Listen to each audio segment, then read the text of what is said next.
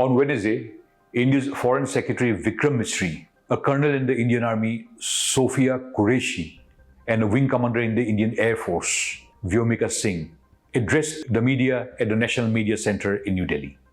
With the April 22nd terror attack in Pahalgam by Pakistan-backed terrorists, clearly aimed at provoking communal discord. To have two lady officers of Hindu and Muslim faiths addressing the media was a loud and clear messaging that India stands united in its nationhood.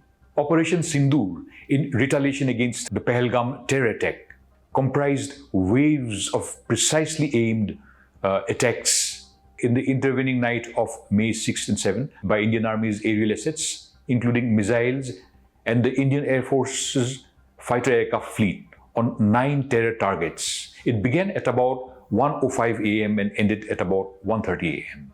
While many targets were near to the line of control in Pakistan-occupied Kashmir.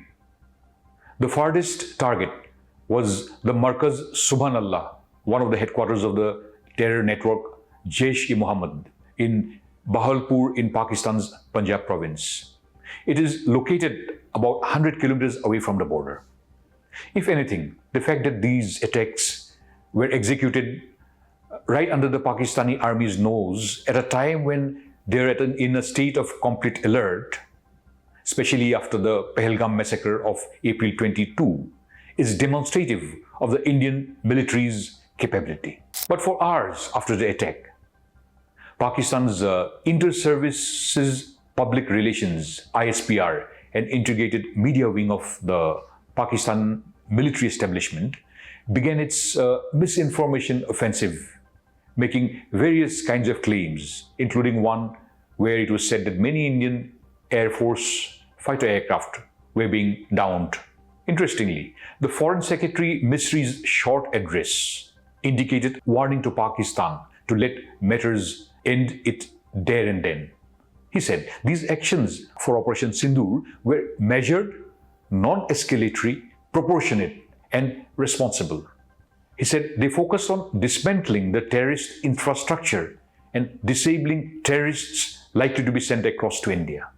He added that intelligence monitoring of these Pakistani-based terrorist modules indicated that further attacks against India were impending.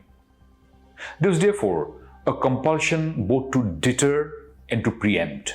And the fact that Misri chose to say that the attacks were non-escalatory and proportionate, that is indicative of India's wish not to escalate it into a war which has the potential of transforming into a nuclear flashpoint, with both countries having sufficient stockpiles of nuclear weapons.